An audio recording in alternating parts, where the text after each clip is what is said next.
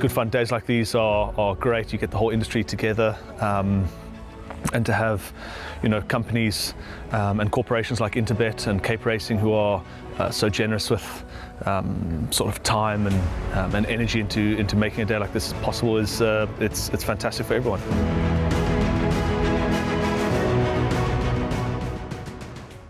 Racing on Saturday takes place out at Hollywoodbets Greyville. It is Saturday, the 15th of June, 2024. It is Tab Gold race day, and we've got the Tab Gold Oaks, and we've got the Tab Gold Derby, a Grade 2 and a Grade 3 event, respectively. And looking forward to these contests. And joining me in studio is Dees Dynant. And Dees, how are you doing? And these races, just having a look at the Hollywoodbets Durbanville July log, obviously it continues to horses get scratched as we have gone through the week. There's been 2 more scratchings that have come through recently. Would you say potentially the winner of the Derby could stand some sort of chance of getting into the field?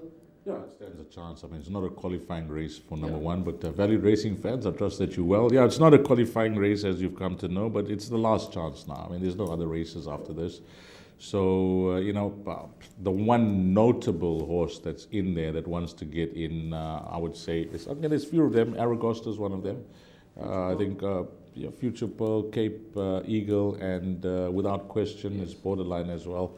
So there are a few that will be hoping to strengthen their invite to the race.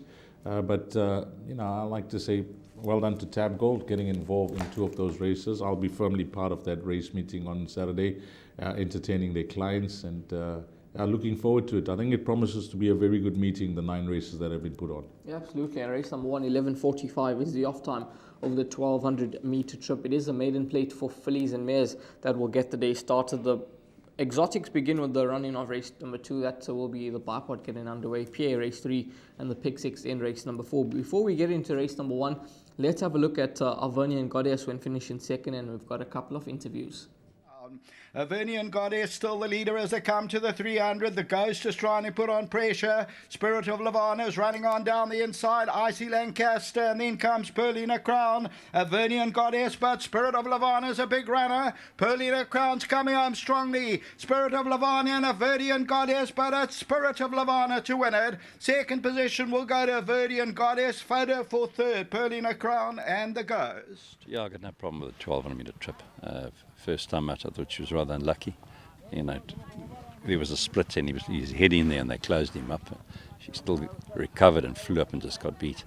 And then the next race, I think, was a more competitive race, and that was at Greyville on the grass, and he found himself in front, and she hung in there all the way till the last sort of 150 metres of the race, last 100 metres of the race. And I think the filly that beat is a fair filly, because I know she had run second to one of my better fillies.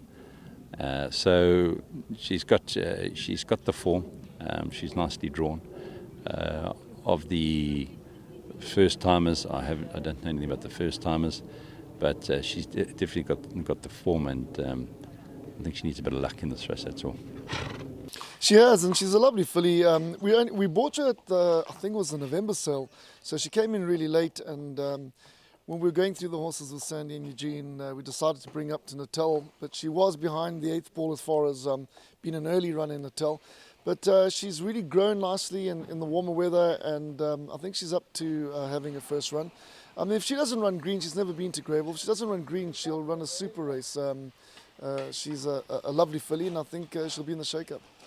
Well, your favourite is number 3, Avernian Goddess, currently trading at around 5 to 10 in the market, and then it's 5 to 1 about number 4, Sweet Dreamer. Number 9 is trading at 8 to 1, and then you can get 12 to 1 and better bar those. And I'm glad that Dean Canamea mentioned that the 1200 meters is not a concern for this 2-year-old daughter of 2-year-old daughter Vercingetrix. Rather, she's put up 2 cracking efforts to date, both in second, and for all intents and purposes, Dees, she should be tough to beat in race number 1. Yeah, she looks like the ready-made banker in whatever bets you are playing. Both runs speak volumes on the poly track, and then last time out on the turf, both races. She's just found 1 bet on the day. We'll see Pilot Flame later on.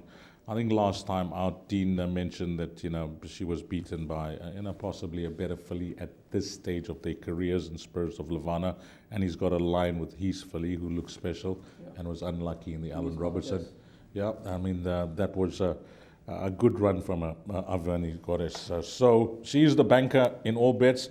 I think the drop in distances that's going to suit her nice. The experience will come to the fore of the race runner. She's an absolute standout. So how are you going to play it? Are you going to play trifectas, quartets, exactas? Because you're looking for that second and third fourth. I like the sound of Glenn Cotson there. In his interview.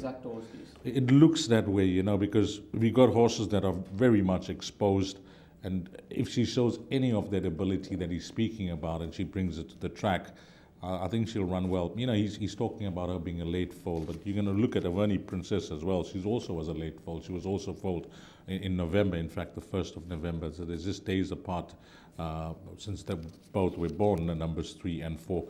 But if I had to choose an exact year, and I've chosen one for, you know, the show, the Tab Gold show that I do, It's a Breeze. So I'm going to go 3 a banker. I'm going to include number 4. And then of the race runners, I'm just going to play it safe. You know, if the inexperience and the greenness comes out in number 4, I think numbers 9 and 12 could be the right horses. So 3 by 4, 9 and 12. And my suggestion is play around those numbers in whatever bets you take. But that could be a nice exacta to start off the day. Yeah, it certainly could be a trifecta as well that you can get involved in, and include number 2, Oyoko, because that was fancied last time out from the Harold Crawford, Michelle Rexiard, so maybe she could get involved for those quartets. But it's all about number 3, Avani Goddess, in race number 1 on the program. Looks to be a tough nut to crack, and a horse that you could potentially start your all to comes on the day with.